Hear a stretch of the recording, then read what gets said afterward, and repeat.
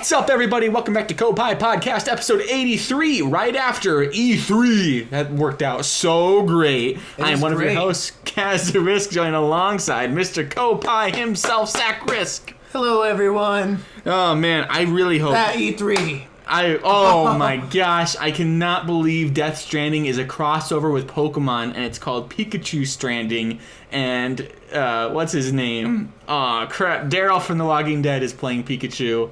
It's the most baffling thing. The F-Zero solo third-person adventure game that was revealed. Actually, we didn't even talk about it in the E3 predictions, but we forgot to talk about Star Fox Grand Prix, the racing game that's going to be Star Fox. Yeah. Man, that was crazy. Yeah. It looked like crap, but... yeah. No, in case you don't know, we are recording these in bulk as we prepare for the final stretch of Koppai Podcast as you know it. So this is May 4th, that we're recording this at 4:43 in the PM. So if tons of stuff is announced for E3, between now and then. Obviously, E3 is coming on. We don't know about it, but that doesn't stop the fact that we are anticipating some games. And so this episode of Koppai Podcast is going to be completely dedicated to our most anticipated games of 2018. Let me tell you, though. What? Super Smash at E3. That tournament... Oh, man. I cannot believe 0-1 again. Because my anticipation, this was my most anticipated game, but after everything we saw at E3 and, confirming that it's a port for real. Are you going to main Ice Climbers? No, I'm probably going to main Ridley, actually. Well, he's so big. Or the choir boys. Those little choir boys, I don't know what their names are, but I forget them, but yeah, they're coming too. Rickley, Goku also. Ripley, Renly, and... Henry. What? Those are the choir boys' names. Oh, they are? Yeah. But no, so yeah, we don't know what happened at E3, and we're just assuming based on leaks and rumors, what's happening there. But that doesn't change the fact that we are anticipating some of the games coming out in 2018. One of which, my most anticipated game, you may have heard about me talking about it last week, Spider-Man PlayStation 4. Spider-Man? Or I think it's called Marvel Spider-Man. Marvel Spider-Man. Is what it's officially called. Reason behind that is the game. They were going to name it Spider-Man and then have a subtitle, but they didn't want the game to focus only on that one subtitle because there's going to be a few villains. And they also, one of the main villains they've been showing off so far, and the kind of guy that kicks off the whole thing, is Mr. Negative. And they were going to call it Spider-Man versus Mr. Negative, but the creative director was really worried that reviewers would use the word negative as a sort of pun on the game, and that he didn't want to see headlines with his game and the word negative in the same title. So there's that. Yeah, and it's got to be another reboot of the entire thing with, just another Spider-Man standalone. And putting and the Marvel name is super strong right now. So Marvel's Spider-Man. It's bam, it's all red. Spider-Man reboots are we going to get? I think the last one was The Amazing Spider-Man, the last game that we got. Yeah. I played quite a bit of that, and I had a lot of fun with it. It was a little bit empty, but I liked the objectives and the mechanics were pretty solid. And, no, I never played The Amazing Spider-Man. Yeah, it was good, but I liked the movie. I liked the Amazing Spider-Man movie with Mark Ruffalo Mark Ruffalo plays the Hulk, and Bruce Banner. Andrew Garfield played Spider-Man, who also played Eduardo in The Social Network. That's where I first saw him. And he also played Boy with Grapes in this art history movie that I had to watch in this class. Weird. It was like, what? This is Spider-Man? Yeah. But unlike all of the previous Spider-Man games, actually not all of them, because some of them aren't. It's not tied to a movie. Oh, okay. And it's also produced by a studio that has a pretty good track record with video games. It's Insomniac Games, so they do Ratchet and Clank, Resistance, Sunset Overdrive. So some real. If you want to actually get a pretty good taste for the Sunset. Yeah, if you want a taste for the parkour, go play Sunset. You probably get an idea of how you're gonna play as Spider-Man. In Mirror's Edge, you say? No, I said Ratchet and Clank. Oh. No, what are you talking about? Well, that's a parkour game. No, but there's lots of parkour. That'd be the first person collaborative. Wouldn't it be crazy though to go mixed into first person in Spider-Man and? Okay. I think there's a bit of that in the game. Yeah. So maybe. So your most anticipated game is Smash. Yeah. We'll talk about that in a second. Should we just dedicate the first few minutes to Spider-Man and then we'll talk about Smash and end out the show? So here's the thing with this Marvel Spider-Man that has me the most anticipated. in 2018, I am the most anticipated. I am so pumped. Is because unlike all these other superhero games and all that, this isn't tied to a movie. So similar to Batman Arkham and all of those games, it's not like they're rushed with a production time. As a matter of fact, they kind of missed their window. They should have released it alongside Spider-Man Homecoming, and when they missed that, they should have released it alongside Infinity War, and they missed that. And so they're just kind of flying on their own boat, as the kids say. And so it's then it's not going to be rushed to be like, oh, we got to get this game out in order to match it up with the production of this movie. And so they're just taking their time on it. And they announced it 2 years ago. And so they've been working on it for how long? I don't know. And so it's going to be quality. But if you watch the interviews with these guys on Game Informer and in their magazine and the show and the interviews, and Brian, who I think is making the game, some guy named Brian, like, they are pumped about this game, putting in tons of passion. They have a crazy attention to detail. Like, one of the collectibles in the game, for example, is backpacks. And you have to go find these backpacks, and there's like little hidden things. And the reason is because Spider-Man would always, be at school and be going on and walking home, and then he sees a crime happening, and he would throw his backpack in the dumpster, and he'd forget what dumpster he put his backpack in. And it's like a thing from the comics and a little bit in the movies and shows and all that. And so it's like, what a cool thing, like, that they're doing that. And apparently there's at least 22 or 24 costumes in the game that you can switch, including the Iron Spider-Man from the Infinity War movie. So tons of customization. Nothing's locked behind a paywall. Even if you pre-order the game, you get access to early stuff. So just tons of passion. But the other cool thing is just the complete overhaul of the parkour system.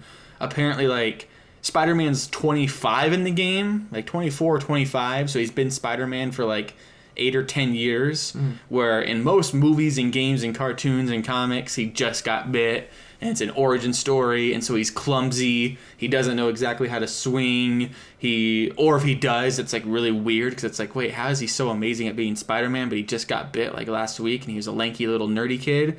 So he's been Spider-Man for a while, so he has like a relationship with the police, so he doesn't need to listen to the police scanner, like they're like, yo, Spider-Man, something's happening on 83rd Street at Fisk Tower. Go, go, go. And, like, I think... You mess with one of us. You mess with all of us. And I think, like, Mary Jane knows, like, that he's Spider-Man, and she's, like, all on board. I don't know if Aunt May knows yet. I mean, like, so he's pretty established. He's, got rent to pay. He's got his mechanical web shooters, not the organic Sam Raimi stuff where he presses his wrist and silk shoots out of his body.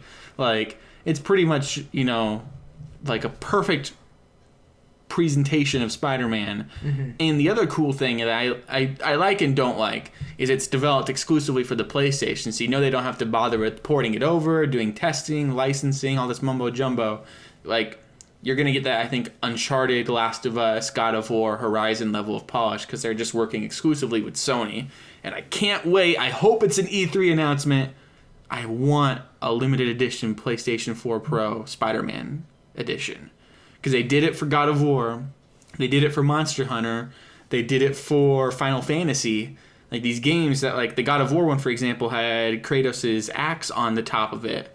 Like, if there's a red PlayStation that has the spider on top, yeah, I wouldn't be surprised. I mean, it seems like Spider-Man and Sony's branding have always been kind of tied together, especially with the PlayStation 3. But now with maybe bringing it over to Marvel and less being under Sony's control, maybe they have less of that kind of relationship. I'm really worried because some of the collector's editions they have, the Star Wars one literally said like Star Wars across the front, and sometimes when you get dealing with those like licensed brand, like I'm really worried it's gonna say like Marvel's Spider-Man across the top of it.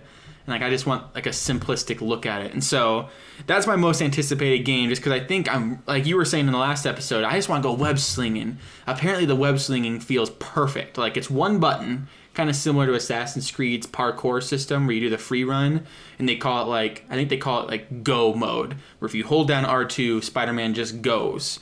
And it depends then on where you're at of like what Spider-Man does. So if you're underneath buildings and you hit R2, Spider-Man will swing. But if you're above buildings, he'll kind of shoot the next building and be pulling himself and running and jumping and parkouring. And if he's like just in the street, he'll just run or something. So they kind of really figure out the context of where you're at. So if you're turning a corner, he's not going to like swing that way but then turn that way. He'll whip around and pull his body, and it goes along with him being like a 25-year-old. He kind of knows how to act and how to move. Even his armor, they said like the white parts of his armor are reinforced carbon fiber, where the blue parts of his armor are like more of a flexible spandex or something. Like they put so much thought into this, and I think I think I'm gonna be able to get lost in New York City for like months. Like I look at a game like Red Dead, for example, which definitely is gonna have that Rockstar charm and quality.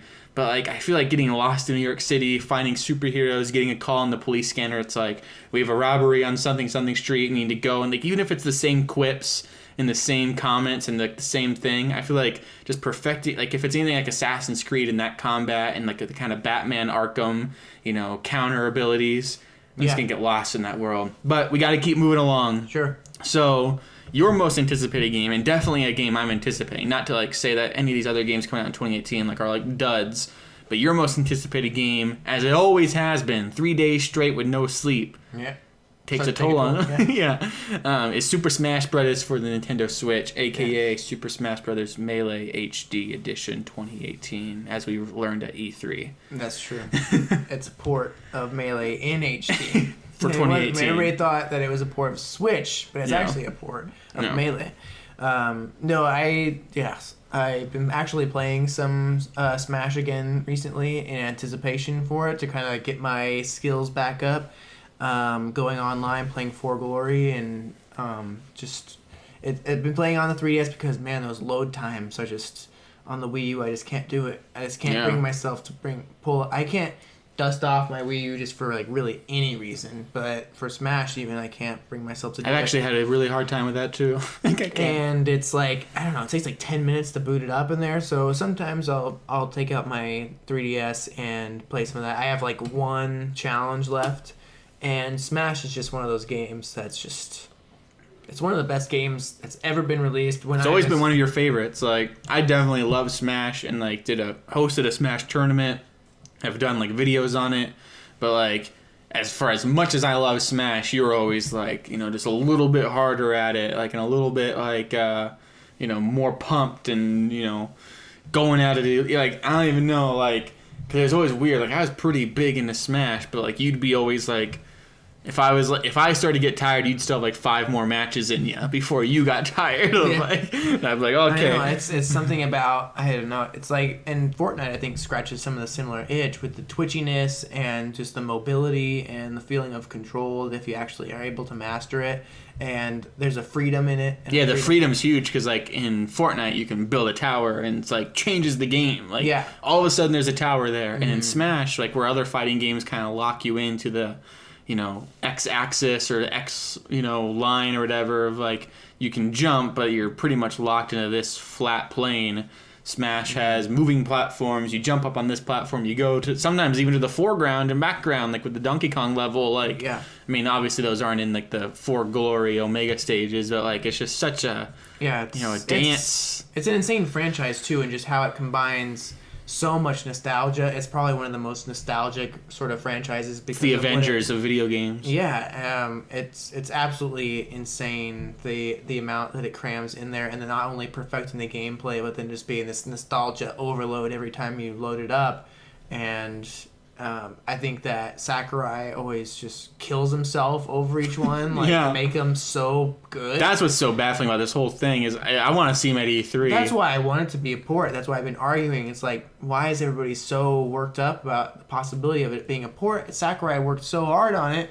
Like, do you guys not get this? That he was like sleeping in the office and got a carpal tunnel or something. Yeah, like he was risking his whole family like falling apart over this game because he was whipped by Nintendo to make this game for them, or even whipped by himself. Like he may just like have had such a passion. Like I think that he's kind of a workaholic kind of guy. He's so passionate about Smash and that company, and I think they nail it every single time, and they're gonna nail it this time, and so I just know I'm gonna be.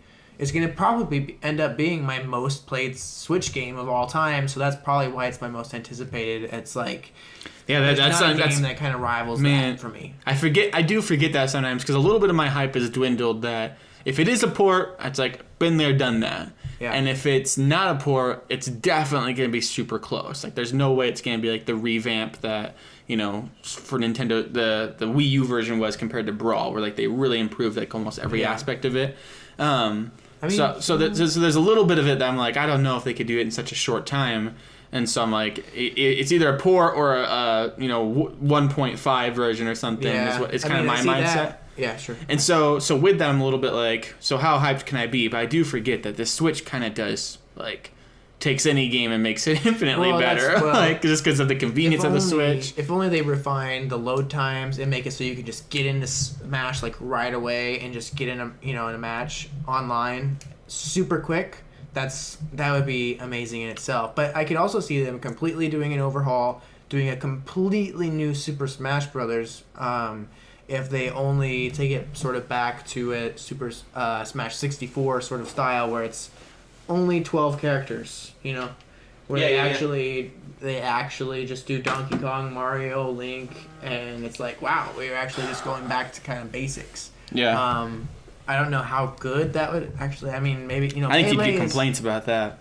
I do too, but I could see actually Nintendo doing that. And we have to be careful a little bit with the speculation because who knows what we're gonna find out at E3. Yeah, like, exactly. you may be saying that, and it's like. We have the 60 character roster and all that, but and we may even know, I guess, with the most like we do, I'm sure. So we may even have dug ourselves a little bit of a hole just talking about whether or not it's gonna be a port or not. My big thing is, and maybe we'll learn this at E3, and have you guys, listeners will know us better than us, but it could become my most anticipated game if they announce a new Subspace Emissary of sorts. Or if maybe we learn more about a single player mode or something at E3, that'd be something to like really explore and something I'd be like willing to dig into. But Smash is obviously awesome. I think that's one of the things that people miss out. Regardless, we'll know by now if it's a port or if it's something completely new. But I think in this whole port or not discussion, people have been kind of not talking about the fact that if they actually went and did a whole elaborate story mode, I think that would redeem any sort of port thing. It's like actually they went and took the time, and it's much more polished. Or if it's a port, there's levels from the 3DS version that we've never seen on the Wii U what and if HD. It's just or Super Smash Brothers Smash Tour Amiibo Edition, Amiibo Festival. Oh no, that'd be terrible. Only Smash Tour. Yeah. But it's you have to have the Amiibos too. Yeah, and so that's a little bit because like. With Spider-Man, I don't think there's too much they can show at E3 that's going to change my perception of it or anything. But Smash, we could really learn a lot that makes us way more hyped or kind of tampers the hype a little bit. If it's like, oh, this is literally the Wii U version, shot for shot, Smash Tour, even graphics or something. It's the same thing. It's just now it's on the Switch. But I really doubt they'd make a E3 showcase out of it if it's going to be that simple. Yeah. And so because of that, I think... having the Pro Controller too to play the game, like that's like I kind of wanted to touch on some stuff that regardless of whether or not it's a port or not, this is like a reason to be hyped. Pro Controller hype, portability hype. Like I guess we had that with the 3DS, but like the Switch, come on, that's just awesome. Yeah. Something that you like pulling out of the place to play instead of the 3DS clampy and. Yeah, just be careful with those Joy-Cons and playing the Switch. Like the 3DS was a big concern of mine with playing Smash on it. Well, people get their new nubs and stuff. Yeah. Like I have to be careful with that, but I don't get too intense into it because it's like this is a special collectible 3DS. Yeah. And I think online. I mean, it's gonna be launching alongside Nintendo Online, or at least very shortly before it's time to stop. And so, lots of reasons to be hyped. Lots of reasons. Maybe we'll see Spider-Man in Smash. And we're gonna see Goku for sure. Yeah, it's already been revealed. Yeah, but it's already been a great year for gaming with God of War, Monster Hunter, some of these games coming out, and then we got Red Dead coming out, and who knows what else is coming out by the end of this year. So, who's coming in? Is that Kayla? Yeah. Okay. And so that's it for this episode of Koppai Podcast. Tune in next time for another topic. I don't know what's happening. Until next time,